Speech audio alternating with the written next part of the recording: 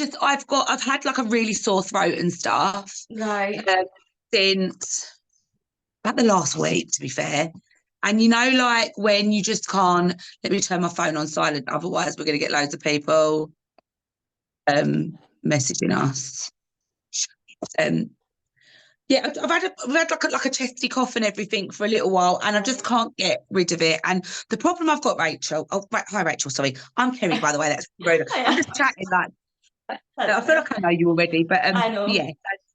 But basically, as you know, I really struggle to not talk. So It's hard when you're a chatterbox and you have a sore throat, isn't it? exactly that, exactly that. Well, so we might get cut off at some point. There's only like 40 minutes you get on Zoom. We'll see how we get on, but if we're in the middle of a conversation or whatever, I can just do another wee call or something. Have you got like an hour or something for me? I've Have you got an got that? hour. I've got until 3 o'clock anyway, because I've got lots of Fab. like free stuff for MS Awareness Week, so that's fine. Okay, fabulous. Well, we'll just get started. I'm recording already anyway, so Hey, thank you so much for coming on. I really do appreciate it. I'm thank so you for excited having to chat me. to you. How have you been? How's life? Really Mental? good. It's been really good. Like it's a very different world. Leaving obviously Big Brother, doing something very different career wise. I worked in the NHS for 21 years, so Yeah, actually it's very different. But just to be able to enter this world and raise awareness for something that's so important to me means everything. So I'm having lots of pinch myself moments, and I feel very amazing. lucky. I love it. I love it. And happy MS Awareness Week as well. Oh, thank you. Yeah, today, literally. So Yeah, it feels bigger and better this year than ever. amazing. It's from today through till the 28th. And there's lots of stuff happening. I'm just hoping that like the press pick it up and run with it, because I know I'm completely biased, right? But it's debilitating, and it affects. There's 7,000 new diagnoses every single year. Wow. 135,000 people live with MS in the UK, and everyone seems to know someone that's got MS, but it's not on the radar yet. We don't Mhm. talk about it like cancers and Alzheimer's and dementias. So I was just, funnily enough, right, Rachel, I've just been to pick up some medication, my monthly meds, and my pharmacist said, keep going, because people need to know more about multiple sclerosis. You're doing a great job. I don't need to hear that, but I did need to hear that almost, Yeah. because sometimes you feel like, am I doing this because, like, for selfish reasons, because I can see how much, my life has changed and how other people that I know's life has changed. But is that because I'm living it and breathing it? But when sort of, when an actual healthcare professional says do it, it's a really sad chronic long-term condition that needs a lot more profile raised. I think, yeah, I'm going to keep going, and I'm going to, with every fibre of my being, talk about it as much as I can. Totally, totally. Keep going with it. I love it. It's so important to keep raising awareness because, like, you're so right. Like, everybody's probably heard of MS. I mean, I've heard of it, but I guess I don't know too much about it. Like, for example, to start off with, what would you say are some symptoms that maybe you would tell people to look out for exactly? Or, like, for example, how old were you when you got diagnosed? What age were you, if you don't mind me asking? No, please ask away. Like, I'm all about this week as well. Is hashtag unfiltered. So let's just go there. Just go Um, there. yeah, definitely. Honestly, nothing's off limits, Rachel. You know me. I'm an oversharer. Just go there. Oh, Um, don't, because I'm one too, so we could get in trouble here. let's overshare together. It's fine. We're in good company. I was 24. I'd had Okay. my son in April. Knew I wasn't right in the August time. I'd started to get pins and needles like everywhere. And there would be moments where pins and needles would rush down my hands, and it would feel like the ends of my fingers were going to pop, like blow off. Um, Right. I would, I was slipping over my own feet. I'd had a fall. I'd lost the vision in my left eye. It was like someone had put, like, when you go to when you go and have your eyes tested and they go, is it better with number one or Yeah. number two? And one's really like milky, like you Yeah. can't really, it was like that all the time. And I thought, so Yeah, I that's read, scary. oh, it's terrifying. And you read Yeah, up what it could be and what it would. And I would never advocate anyone to play Dr. Google ever. of course. It never ends well. No. It never ends well. So I didn't. But what I did know is that, and I'd worked in the NHS by that time for, a good sort of 6-7 years. And I thought to myself, doing the job that I do in patient experience, I'm always advocating that no one knows your body, Rachel, better than you. Yeah. So I was like, listen to me. I know I'm not right. And I kept getting, I got to be honest with you, my GP was amazing, but the first one I saw kept getting properly mugged off, in the sense that they kept saying to me that it's because you've had a baby. It could be from the epidural because he was born by C-section. And I thought, nah, it's more than that. It's definitely more than that. So I just kept going back.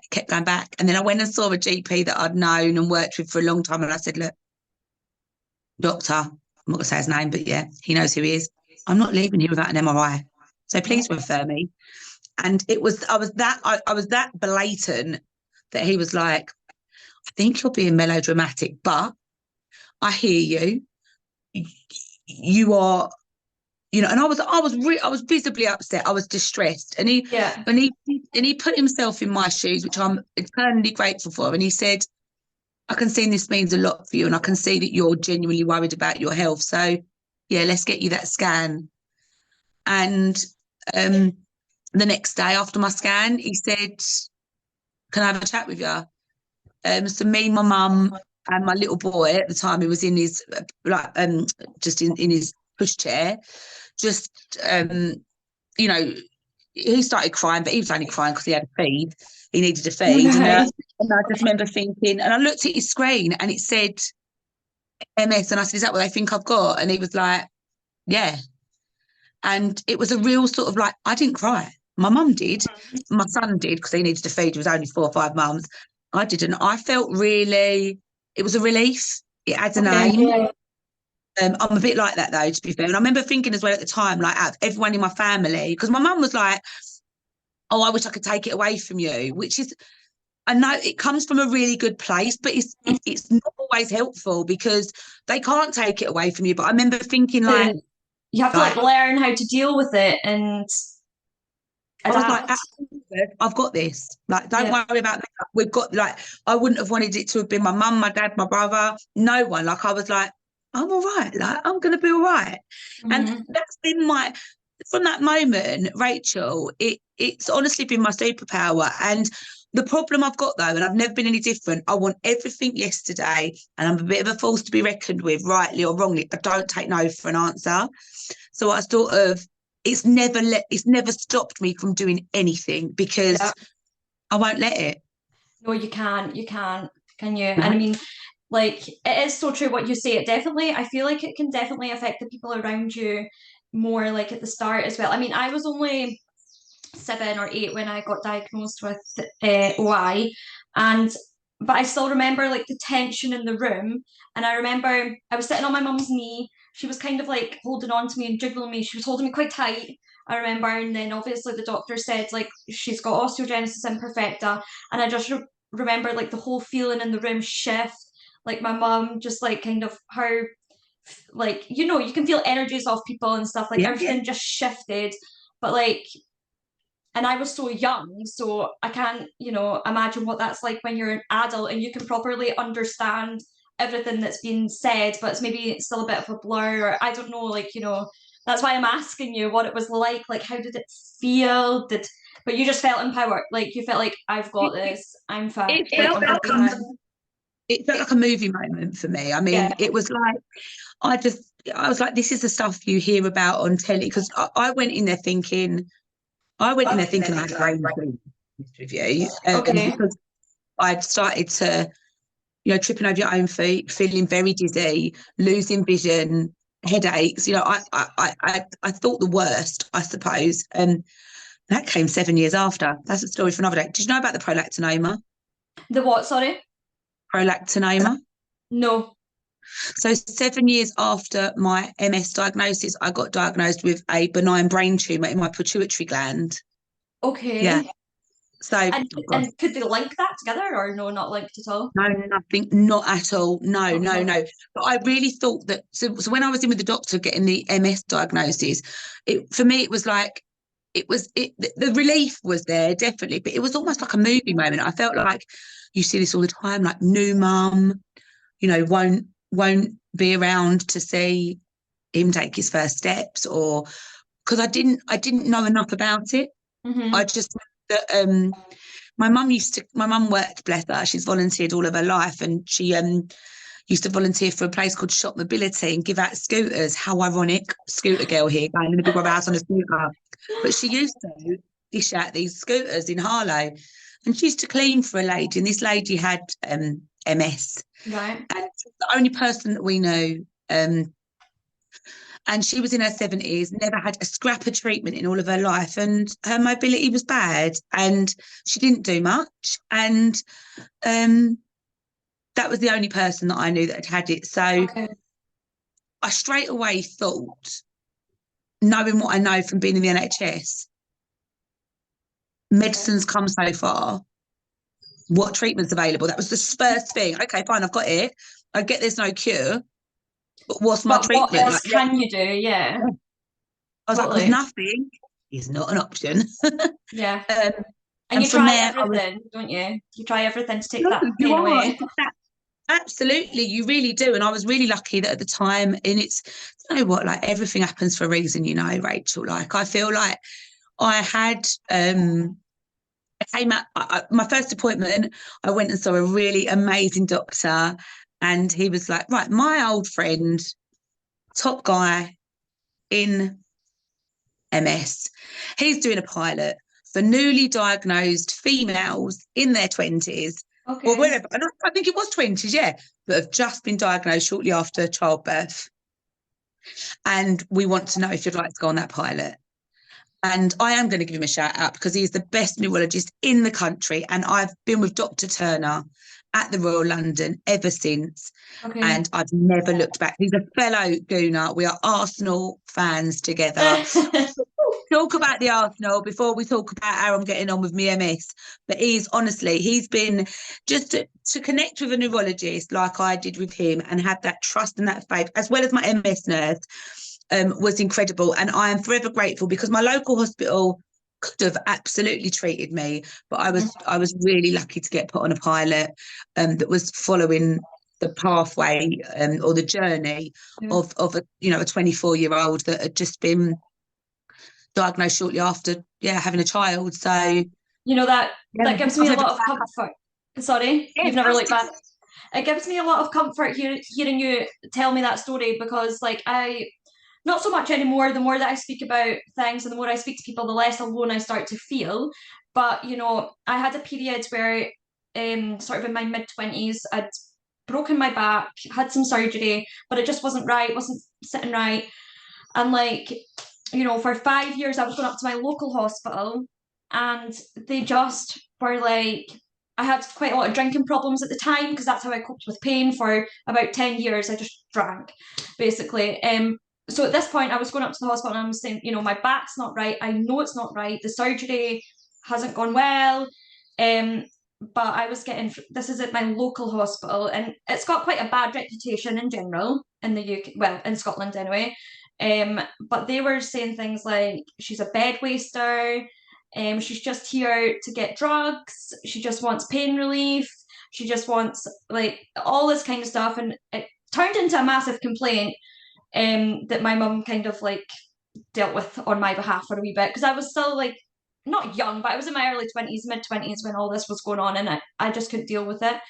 But it made me feel really alone in the sense that I was like, I shouldn't you know, obviously in Scotland as well, the all of our healthcare is free. And I felt a bit like I shouldn't be allowed to say that I'm not happy with the healthcare that I'm being provided with here? Or like, you know, what will people think if I say that they don't know what they're doing, but they didn't know what they were doing? And like, I knew my body better than they could. Do you understand Yeah. what I mean? I And I just felt understand. so alone in that. And don't ever be alone. And the job that I did for 21 years was exactly that, was empowering people, because obviously NHS is free as well in the UK. Hmm. Was empowering people to say, yes, it's free, but no one should put up with substandard care. And what I Yeah. think is really sad about what you just said to me then as well is when you feel like you've got no hope and when you feel like no one's listening. I used to see patients that self-medicated with alcohol because that was their way of self-medicating. And I'm so pleased that your mum was your advocate and was able to complain on your behalf, because that is what's important. And that's what I want to do now. And that's why my 21 years working inpatient experience and complaints, I have to use it now to completely empower people to say, that's not right. Or can I get that drug? It shouldn't be a postcode lottery. I know I'm really my local trust is incredible. It was the trust that I worked for 10 years as well. And I am so incredibly grateful to everything, not only being my employer, but also at the time diagnosing me. But actually, I am very aware that by going on the pathway to a London trust, treatment options did open up to me, and that shouldn't be the case. Hmm. I actually don't think that the medication I'm on now, Ocrevus Livermab, I don't think my Right. local hospitals in the area even now offer that, because early doors there was talks about Ocrevus being able to be done at a local hospital, and I said, oh, I don't want my treatment at a local hospital because it's awkward, because if you work there and you're getting treated, it's just Yeah. it's a bit close to home. I still don't think that particular treatment that I'm on at the Royal London, one of the biggest London hospital, I still don't think it's a medication that is genuinely there for everybody, and that needs to stop. So I Yeah. want to empower people to say, what else? I've tried What this, else but can I what? have? Yeah. I've been on 6 medications in all of my life. Like I've injected myself weekly. I've injected myself daily. I've took medication and like oral medication. I've done lots of stuff, and one size never fits all. So if something's not working for you, Yeah. don't feel like you've got to put up with it, because there's other options. Yeah, definitely, definitely. And I'd always say to people as well, like, just keep pushing, and eventually, fingers crossed, because I mean, it sounds like it happened for you, and it has happened for me as well. I eventually, after about 5 years, got to the specialist, and like, I'm not letting him out my sight. I'm always on the phone to him now, and I know I can go to him, and he will look after me. And like, Yeah, he also did this thing called the Topaz trial. You've maybe never heard of it because it's like a bony thing, but um the Topaz trial, and he put me on that, and my bone density went up by something like 0.7%, which sounds like nothing, but I mean a lot. it's quite a lot. Mm. Um, but again, none of that is available. I don't even think it's available yet. It was just a trial, so I'm like fingers crossed. All these things just keep thinking, but we do need to be loud, don't we? We need to just keep like Absolutely. And I feel pushing. like we do have to keep pushing. And I really do feel like I've got the responsibility to now more than ever be as many people's voices as I possibly can. Hmm. Um, I'm never going to be anyone's cup of tea. I knew when I went in Big Brother, I was going to be like, Marmite, you're either going to like me or you weren't. And that's all right. That's all right. I'm all right with that. Like, I'm not, no two people have their, one size doesn't fit all. Um, Yeah, and the world would be so incredibly boring if we was all the same. So exactly. I'm okay about not being everyone's cup of tea. But what I can never be accused of is being passionate about my cause, and coming into MS Awareness Week and being the spokesperson for MS Society was one person's comment. You know what it's like when you've got loads of lovely, you probably know this, Rachel, from being on socials.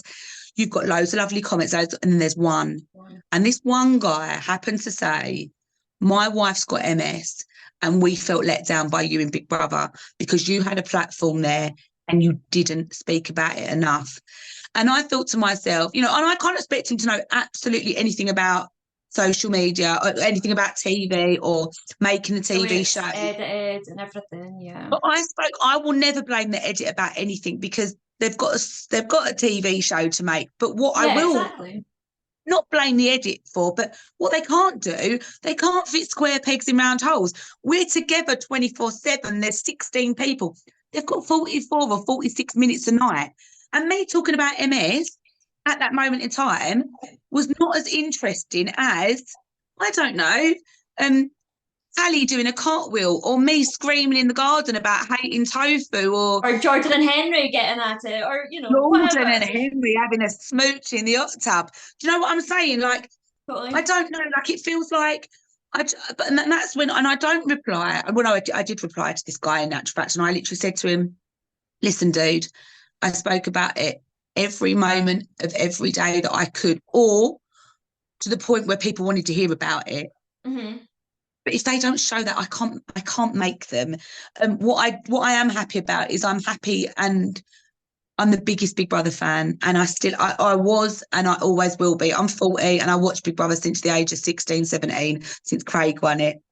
Um, I I owe Big Brother everything, and I am just grateful for them allowing me to go in there with a Yeah. mobility And now you scooter, have and their that welfare platform. has been off the scale. I mean, they can do no more for us, for me in particular. Hmm. Um, I got out that cab, and I was wearing a panty liner because we'd sat in the cab for a little while, with the car for a little while, and I was the last to go in. You didn't know you were the last to go in. You didn't have a clue. Okay. Um, but one of my symptoms is wee accidents Hmm. because my dad shot to shit, basically. And Rachel, it's one of the symptoms with MS. I've got poor bladder and I suffer with UTIs. So, and you will know from when I got out that car and I screamed like a banshee when I saw Will and Ada. Like yeah, a little bit of wee did come out, and I was pleased I was wearing the panty liner. That's just one of the symptoms of MS. And actually, they knew that, and they were, I'm just forever grateful for everything ever to Yeah. do with Big Brother. But now being able to talk about it in retrospect, it's really nice to be able to say, well, that happened then, this happened then. And honestly, my Big Brother housemates, they were so tolerant, and so was Big Brother, right? Because when Big Brother says, "This is Big Brother, can all housemates gather in the seating area?" You would then have me going, I'd then go straight to the toilet. Because if you were like put in the seating area for a little while, there'd be a task or they'd have to do some filming.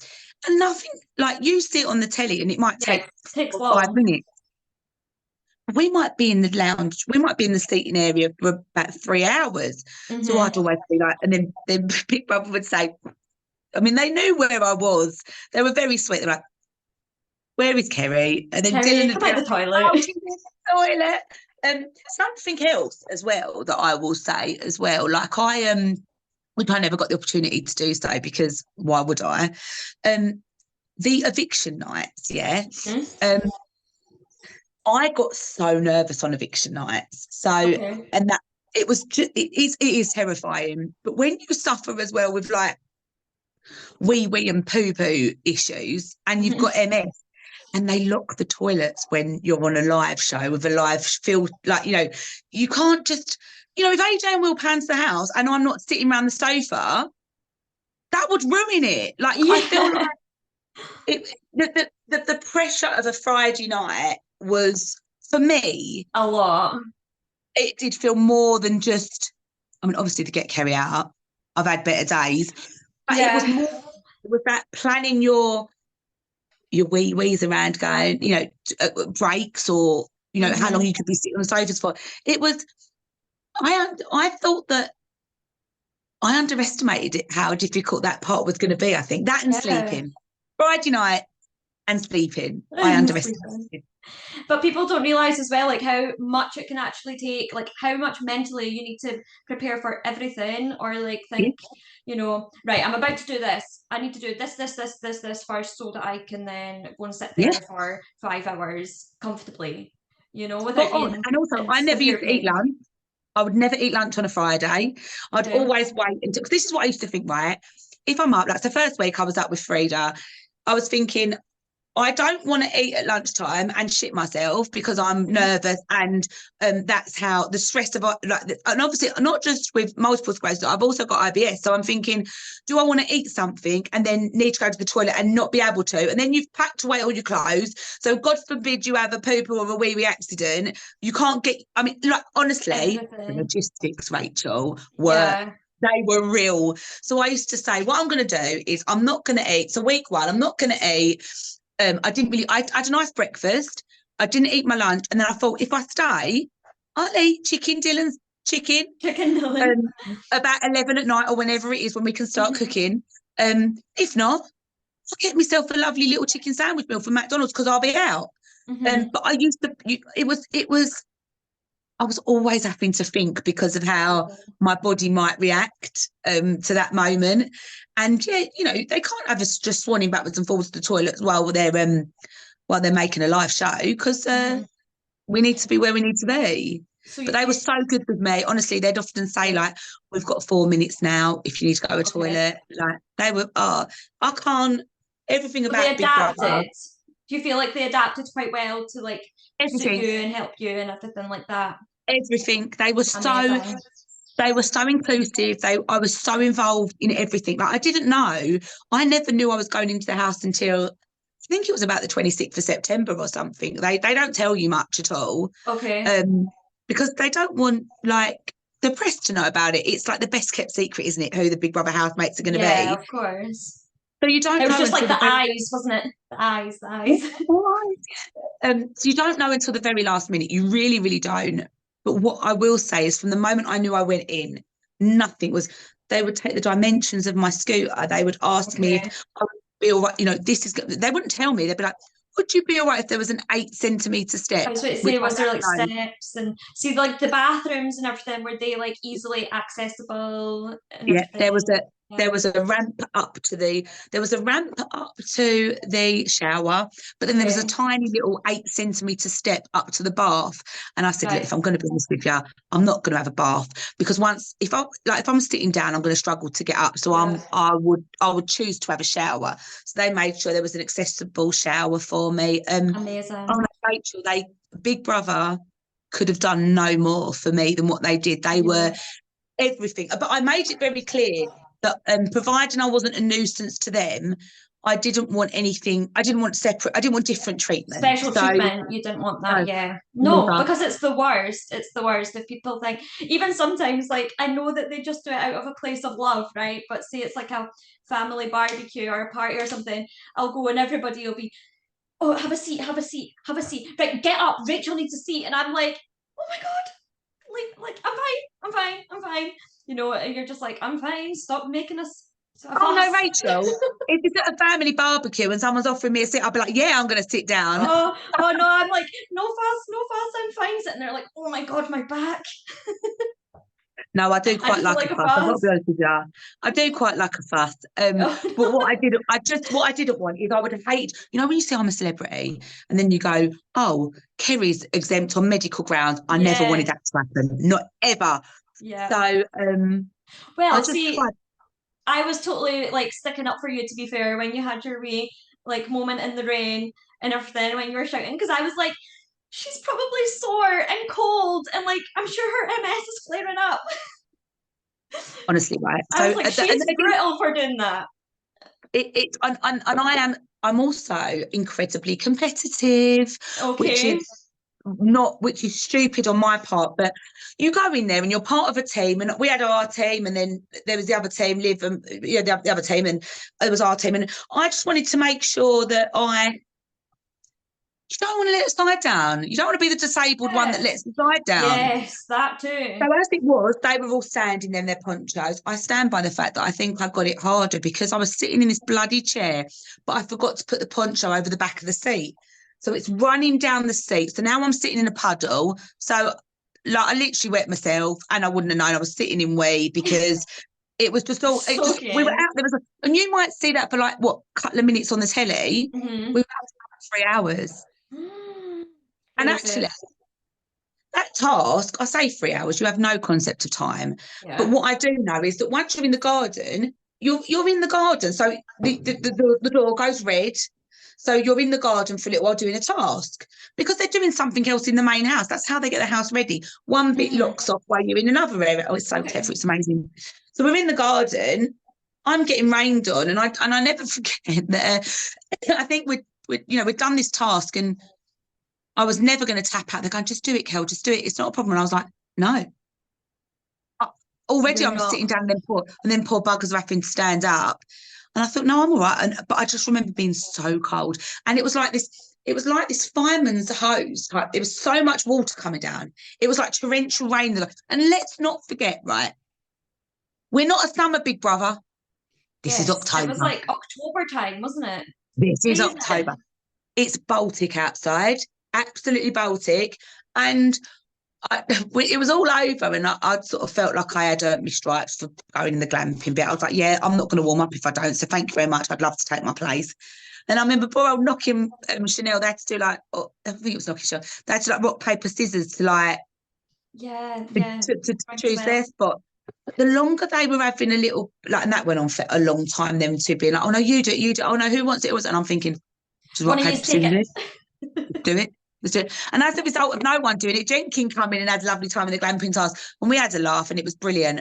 Um, but yeah, it was cold out there, and Hmm. we couldn't go in and get warm and dry until we'd just made the decision, and everyone was being a bit polite. In the oh, you do it, you do it. Oh no, I don't Hmm. mind. I don't. And I think Typical Chanel, British you know, people. You do it, definitely, you do it. definitely. And Chanel is the kindest soul Yeah. I've ever met. And she just wouldn't. She's she's not very good at blowing her own trumpet ever, Okay. Chanel. Okay. So she wasn't. She wanted to say, "I really want to do this," and I've won it fair and square because it's just not in her nature.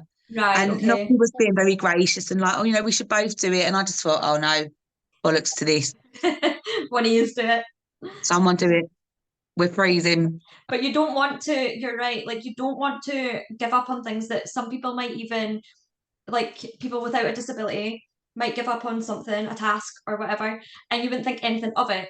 But No. see, because you have that disability, you're like, no, I'm not going to, because I get this thing where I'm like, people are going to think I can't do it because I'm disabled. And it's like, Yeah. it's a bit of a mind thing. Sometimes I'm like, drop the ego reach, like nobody cares, you Yeah, know? exactly. I was never, ever, ever, ever, this is what I think people really was like, oh my God, Kerry, you're so like, that's really good of you. I was never bothered about being nominated. I never got upset on nomination day. I didn't care about the nominations. I didn't care about, there was three things that I always wanted, right, at a Big Brother. Three things. Oh, well, fourth was obviously I wanted to get in the house, but three things. I wanted to be put up for eviction and survive it. And I Okay, did that in week did one. I did it that. in week one.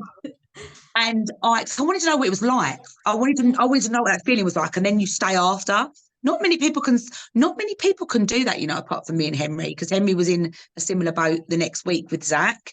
That's So that right. was nice. And then so that within whilst I was there, that was the only person that could have really related to that as I did as well. So, I wanted to do that. I wanted to do a task and win a Chinese for us all, randomly a Chinese, and we did So win that's what you a did, eh? Chinese for foul fast food.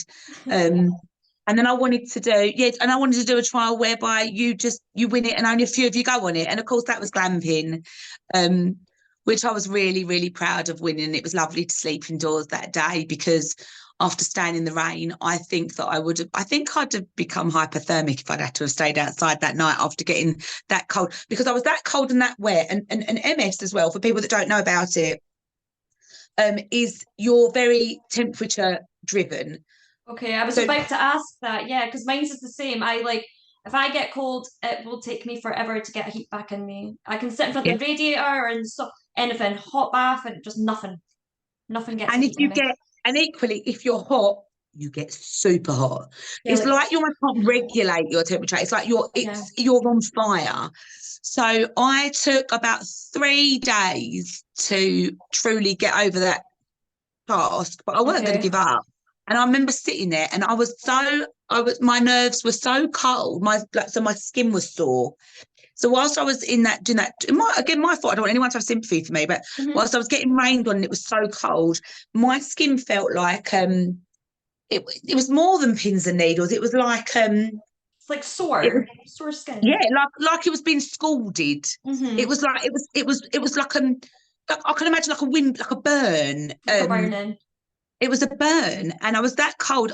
It was like my skin was on fire, which was bizarre because I was cold. And I just thought I've just got to. I felt stupid at the time. I really do feel now that if I had that time again, I'd have probably tapped out sooner. Do you I, think you would have tapped yeah, I out? do. Yeah. On that Yeah. task, I think so because I made myself. That task was the only task that probably physically hurt me. Okay. Um, and Big Brother would always keep going, is everyone all right? And they'd constantly check in that you're all right. But Hmm. I was just being stubborn and being like, I can do I'm this. I fine. can do I'm fine. this. Yeah. And I feel Yeah. sometimes, like us people that do have disabilities, it's just like a mindset that you just need Yeah. to go through life with sometimes, and then you forget. Sometimes it's okay to switch that off and be like, "Oh wait, I just actually can't do this." Like and that's okay. Exactly. But I'm not very good I'm better, believe it or not, I am better now. But I just doubled down on that one and was like, Kerry, get a grip. You're only sitting in the rain for a little Hmm. while. But it went on and on and on. And yeah, it was just cold. And yeah, that was a really tough task for me. Physically, that was a tough task for me. But yeah, but that's just because the MS had really kicked in. So I think that, and I haven't watched nothing back. So people probably Right. did think, oh, what's her problem? But yeah, I just want to raise enough awareness for people that live with it, that now might know what it is like at times to you deal with the extremes of everything with MS. It's all about your nervous system, isn't it? Yeah. That's what MS is anyway. And it's all about your nerve system. So even on a bad day, I couldn't even tickle my arm because it would feel like a knife. Um, Right. like the simplest thing like that. Like before now, my husband's like, if he's sort of gone, oi, I'm talking to you, like prodded me. I'm like, oh, and he got that was a bit dramatic. But if you're having a sensitive skin day, Right. um, it could feel like a A punch. punch. Yeah. I wanted to ask you about the difference between your good days and your bad days because I feel like that's something I sometimes struggle to explain to people or even like trying to get help from doctors or anybody. It's like it's really, really hard to explain if you've got a condition that is can be completely different from one day to the next. So how do you feel like that is for you? Because I know that MS can that be quite different from one day to the next, or is it more weeks to the next, or So it used to be a lot more up and down than it is now. And I always say I let MS. People say I live with MS. I say that and I've got it in my bio actually, I let MS live with me. I will not let it define me. I will not ever say that I'm an MS sufferer. Mhm. That's not who I am or the way I ever present myself, I suppose. Um, I let MS live with me. So if I decide that I'm going to have a chill out day, that's because it's on my terms. Not absolutely because I'm struggling massively. But maybe for me, it's just my way of just needing to take control of myself because I know if I've done too much or gone too far, I I need to sleep. okay. I need 8 hours a night, realistically. And I absolutely know that if I don't get my 8 hours, then my legs will be clunky. I know Right. that I struggle to start, and when I say clunky, it's like walking in lead boots, wading through treacle. Are they like It's not heavy? Like it's like no, it's like nothing other. It's like it takes every single effort to just like I literally have to like lift up my leg to put like a sock on. I can't describe it. It's just it's debilitating. hmm Um, if I'm feeling like that, I tend to not go out. I would um not I would choose not to drive, obviously, that day. Um, and I just allow myself space.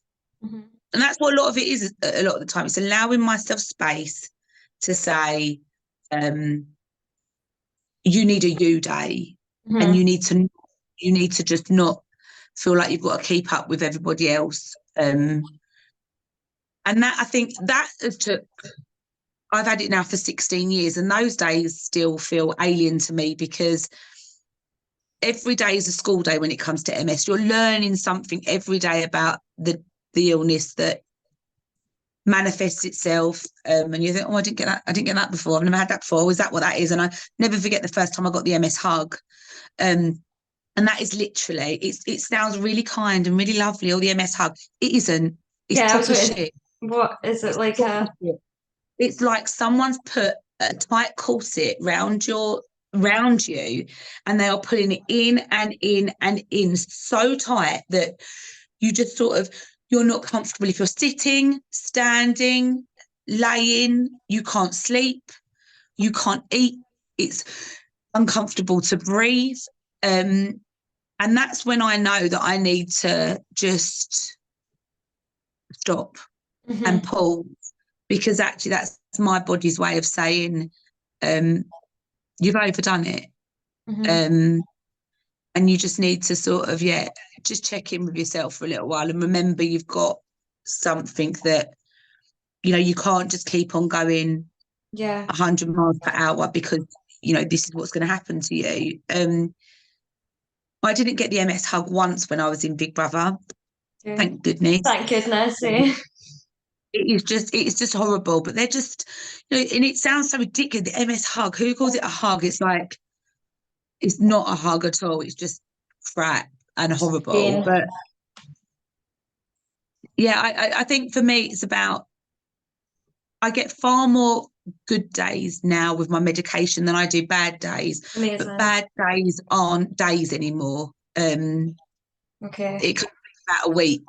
Okay. So Yeah, sometimes it just drags, doesn't it? And you feel like what do you do for your like mental health? Like, do you have anything, even like wee things that you do? Because I sometimes feel a bit like, if I'm having really bad days or even a bad week or something as well, then I'll be like, I get in my own head and I'm like, this is never gonna not be like this. Like you're trapped in this, and then I can get myself upset, and I just need to do something to like, I don't know, clear my mind. So I do like a lot of writing. I try and do like creative things around the house, or like I don't know, anything really to take my mind yeah, off it all the way. But I'm quite and I think it's probably a lot with the job that I've done for in the NHS. I'm quite good at sort of putting things into compartments in my head. So hmm try not to completely catastrophize things, and knowing that actually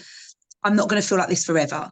So actually, I'm going to ride the wave today. I'm going to look after me because tomorrow's going to be a better day. I do lots of, I enjoy to meditate. I like crystals. I like manifesting. yeah, Um, I will say about 350 times a day that tomorrow's going to be amazing. I'm not going to wake up feeling like this, and I'm going to do this tomorrow. Or, I will still book things in, because it's just the way I am. I will book things in the diary to still do things because tomorrow I you will be could be better. fine. Yeah, yeah. I'm very much, and I always have been, a half glass full. Yeah.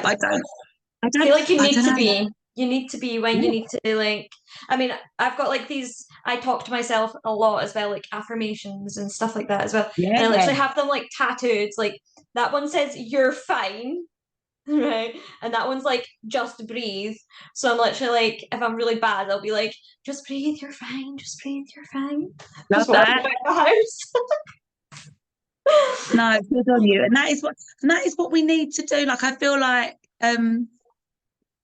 this is not going to be, I was in the NHS. I was an inclusion champion for many years, and I think the reason why I was able to, I was asked to do that role was because I'm not good at the poor me stuff. Yeah. Um, I don't think it helps me mentally or hmm physically. I hmm don't think it helps the people around me, hmm because, I'm a mum. And whilst my son doesn't know what it's like to have a mummy without MS, he doesn't need me to be there crying all the time. hmm Oh my God, I get a bit like teary now. Oh, Um, because you do get Take your time. your bad days, um, but there's always better ones to come. Exactly. Exactly. And, you know, he'll look at you and he'll see you fighting through it. You know, he'll be so proud of everything that you do as well. And it's such a good outlook to have, you know, just to be strong, because sometimes I feel like people don't understand it, and, you know, um, it can make it worse when people are like, you don't have to, you don't always have to be so strong. You know, I don't have a relationship with my dad anymore, but when I was sort of a teenager, he would like force me to almost like feel sad about it, or like, you know, I'd be like, I'm fine, like I have this condition, but it's fine, and I'll get on with it and I'll be strong. But you know, he was like, you have to feel like, you have to feel bad about this, you have to like feel the feelings. And I'm like, well, yeah, you do. But then I really let them in, and I just went, you know, downhill. And sometimes you're so right, like you just need to sort of just be like, no, not for me, you know, this is what I have to live with. But It's just how I've genuinely dealt with it. And I think that when you're a mum anyway, mhm. in with that naturally as a full-time working mum, there is a huge amount of mum guilt. We always, dads get it, dad guilt, mum guilt, whatever. I'm not discriminating against, but I'm just saying I can only talk as a mum. Yeah. There's a huge amount of mum guilt. And then on top of that whole working full time because you've got to pay a mortgage and you've got to pay the bills, and you've got to do that stuff because it's not real, it's not reality, not being able to work. You've Yeah. got to You do that. can't not. You can't not. Exactly that. And with there's bills to pay, and working in the NHS as well, it's not a job you can do half-heartedly. You give your whole self. Mhm. So with that comes mum guilt. And then when you've got a mum that is a bit broken, that's a bit damaged goods in the sense that you've got a mum that comes to the gates with on sticks or on a scooter, that then comes with its own guilt, I suppose, because I felt really guilty. I felt like, and I massively used to sort of maybe over egg the pudding in the sense that I would always, I didn't go on school trips Mhm. because I didn't want to be that mum that, went on the school coach but had to put the scooter in the hold underneath, or, you miss out on stuff. So I used to go in and read, and, I couldn't help out getting them ready for swimming and stuff because I was a bit in the way actually. So you're always feeling a little bit guilty. Mhm. That's the stuff that's took quite a long time to sort of mentally process. But yeah, I think he does look at me now, and well, I know he does, and he sort of says like he doesn't know me without it. So Exactly. And is he he's grown up 13 with now, me. did you say? It was He his was he was birthday, 16. Yeah, he was 16. 16 Wednesday. Yeah. 16, crazy. Well, you know, it's something maybe we could talk about on another episode in the future, because Yeah. it's something I'm really struggling with at the moment. Obviously, I don't have kids yet, but I'm feeling like I'm already feeling the guilt in the sense that I'm putting it off majorly as well. But we are doing like IVF and all this stuff as well. So, you know, there's a lot going on in that area. And I've kind of just been letting it flow because I know it takes a lot of time, all these appointments and everything. But deep down, I have days where I'm like, I cannot do this. I cannot be a mum. It's not fair on them. It's not fair on me. You know, and then the next day I'm like, no, I totally can do it. Like, it'll be fine. And I'm just, oh, with it all, because it is All a I would lot. say is when it comes to being a mum, just be incredibly selfish actually, because it's got to be the right time for you, because if you're not mentally in the right place, then you're no good to your child. Yeah, exactly. So if you feel like you need to wait another 5 years, then you wait another 5 years. If you feel like it needs to happen now, because actually in another 5 years you don't know how you'll be physically, mentally, whatever, then do it now. Like, I would say do it in the space where you're currently your best self. And if that's not at the minute, if you can say hand on heart at this moment in time, actually, you're not where you need to be, then give it a little while, because kids are tough, man. That's the thing. I'm like, my husband's totally like, you know, you'd be like, I know that you can do this. Like, you're so strong and you can do this. And I'm like, oh my God, kids are not easy. And I don't even have them. And I'm like, kids are not easy. You They're know? not easy, but do you know what? They give you the most amount of joy and fulfillment. Like I will say this until the day I die, my biggest achievement is my child. Yeah. 100%. Yeah. And that's what Like everybody says that has them, I've you kept know? a well, I've kept a 16-year-old. Like on Wednesday, it was a real like I've kept him alive and kicking for 16 16 years. Like I've years. done this. I'm a mum of a 16-year-old. Yay me. Um, no, it will be your biggest achievement forever. Yeah. Well, they've put But us yeah, on no, like a 4 month kind of break from it all because it's been going on since 2020, so 4 years. Because they're trying to screen eggs and use ones that don't carry my genetic condition because it's a genetic condition I have. So, you know, I'm trying to just like break the cycle a bit if possible. So this has been going on for years and years and years. And just like 2 days ago, they phoned and they were like, there's a few things I need done. I need an ankle surgery at the moment. And my liver needs screened because I've coming up a year sober. But all this stuff. So they were like, wow, look, well done. yeah. They were like, Well look, done. 4 month break, don't think about it. Just take time for you. Just, you know, Yeah. you and Peter, that's my husband's Peter. They were like, take time, 4 months, and then we'll talk about it again then. So we're just on a bit of a respite at the moment from it all. Then that's exactly that. And it sounds like your fertility expert is a very wise man or woman in that you just but listen to them. So you've got 4 months now. So just look after you and do stuff as well that maybe you wouldn't usually do. So just enjoy the 4 months to do something maybe a Yes. little bit different or take up a new hobby or do something. Try not to think at all about conception and fertility and Okay.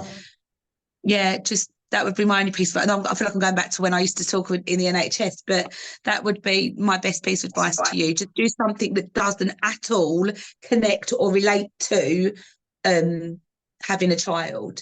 Just try Yeah. and really do something that completely takes you and your husband to somewhere else and do something very different for 4 months because it will happen.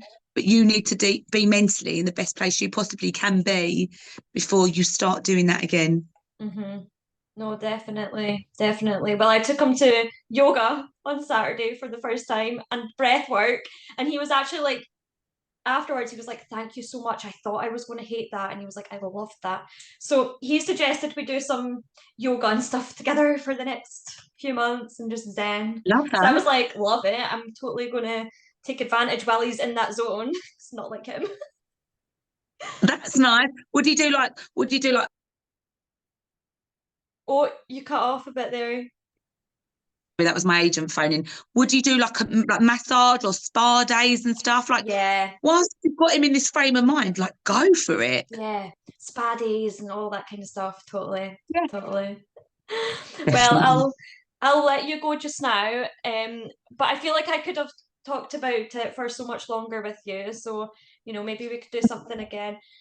I was going to say what would be really nice as well is if we wanted to go back and talk about the brain tumor and that diagnosis and how that affected me. So that would be maybe a Yes. conversation. It almost feels like it naturally sits with another episode anyway. But yeah, Hmm. that was a pretty scary time, and that all come about from me trying to have another child and it Okay. not happening. So yeah. Okay. Well, that would also be really interesting to speak about. And I had like loads of other things as well, but I know you're tight for time. Have you got a busy, busy week this week with all the MS With it stuff? being MS Awareness Week, yeah, it is really, really busy. If there's Yeah. anything though that you feel like you want to, because I know I'm conscious this is probably going to have been a really long podcast anyway. But if there's anything else that you do want to speak about, we'll just get in contact again and we'll get it sorted. Because I don't want you to feel like you've got. But I'm hoping for this particular episode for multiple sclerosis and stuff, then it'll fit really nicely in with this week. And once this week's out the way, we could maybe do another. I don't know, back by popular demand. Is her By again. popular demand. Well, and also I'm down in London again soon, so I'll let you know. Obviously, I know that you have up and down days with your MS, but if it's a good day, then I actually love doing podcasts face to face as well. I just feel like Yeah. it's so nice to see people face to face as well. But we'll play it by ear, see how we get on. Okay, I'll be darling. back down over summer. My brother lives in London, so I'm Come and down take quite a a lot trip to actually. come and take a trip to Essex, and we'll do it in my lounge. That would be fabulous. I can meet your dogs. Yeah, meet Minnie and Daisy. Crazy Daisy. Eh, well, I've got a Chihuahua, so I know what wee dogs are like. I Mental, love that. mental. Anyway, I'll let you go just now, but thank you so much for coming on. It's been an absolute pleasure, Rachel. Honestly, take care, darling. You take care. Look after Bye. yourself. Bye bye, sweet. You too. Bye.